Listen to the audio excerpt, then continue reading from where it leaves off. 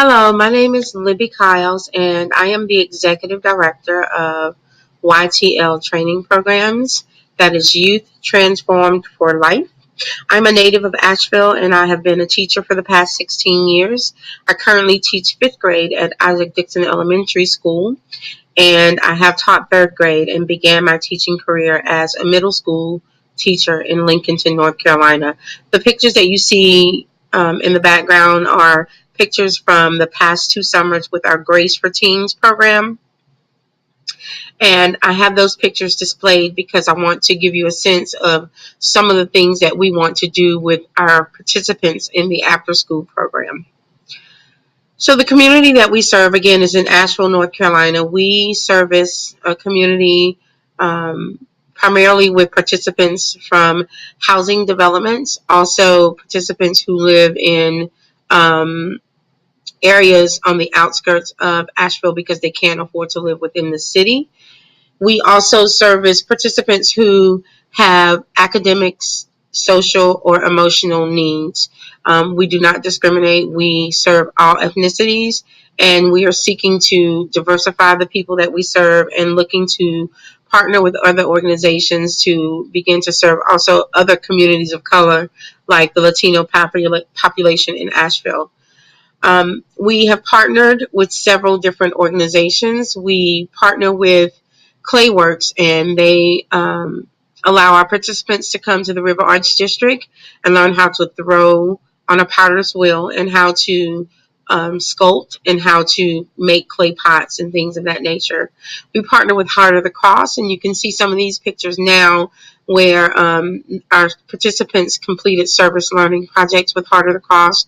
They have cooked at Steadfast House, gone to the Lord's Acres to harvest food and to work on the crops. And last year, what you see are them creating reusable feminine products for girls in Africa so that they don't have to miss school when they are on their menstrual cycles because they can't afford disposable products.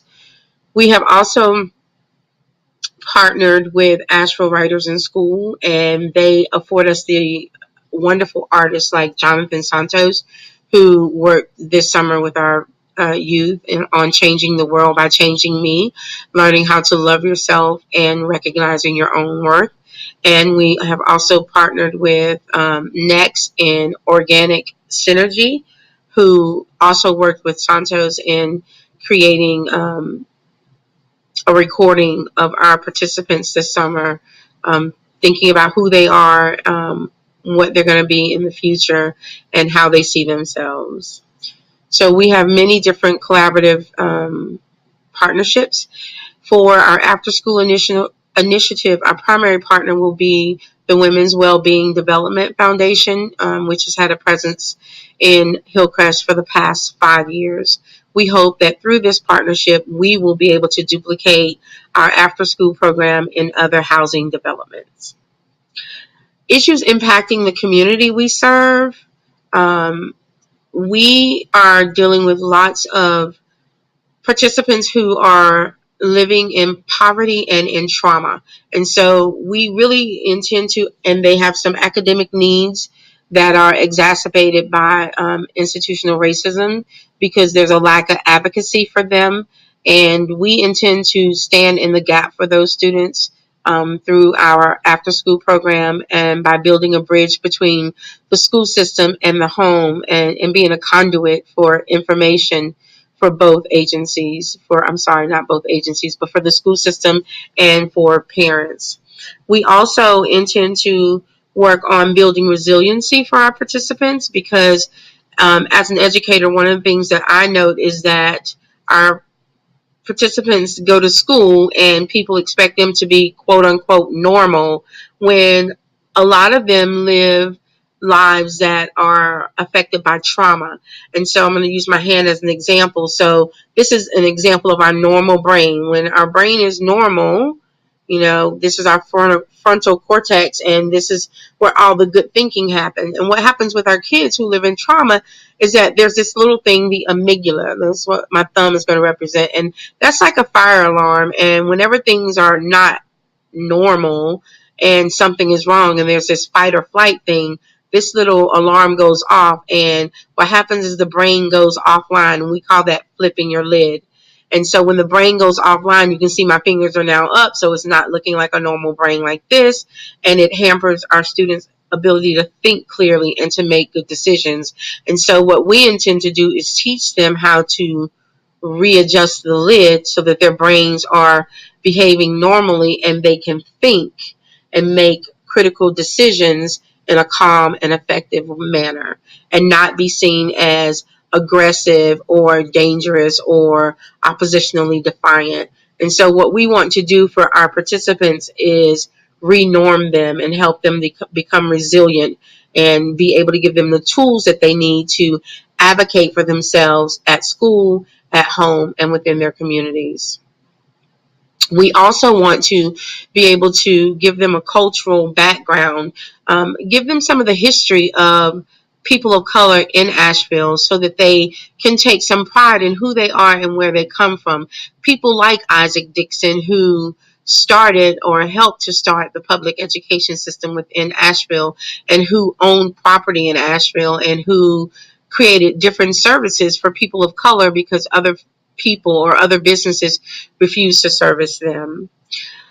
Our organization began 3 years ago. As I said, we all came together, Yashika Smith, Tony Shivers, and I, working in a youth program. And when that program was over, we decided that we needed to do more. And so YTL, Youth Transform for Life, was born. We truly believe that it is our duty to work with the youth and help them to see how wonderful they are and teach them how to advocate for themselves and to acknowledge their own self-worth and to recognize that as much as they receive, they are great givers and that they have gifts that this world needs, and we're going to help them unlock those gifts and gift it to the world. Our impact, the most important thing that we really want to do is improve the youth's self-worth, their outlook on who they are and what they're able to do and what their futures will be like. We want to help them see themselves in a positive light. We want to dispel the myths, knock down all the stereotypes, and help them to know that they are beautifully and wonderfully made as they are, and that they have beautiful gifts to offer the world, and that the only thing standing between them and a brighter future is a mindset. And so we hope to help them change that mindset. We will evaluate our impact by completing surveys with parents, with teachers, and with our participants. And we will ask them to not only evaluate the differences that they see in themselves and in how they interact with people and how people respond to them, but also having them evaluate the activities that we prepare for them, evaluate the field trips that we take, evaluate the ways that we interact with them and how we encourage them to interact with others. Thank you for taking the time to hear about our program. Thank you for this opportunity, and God bless.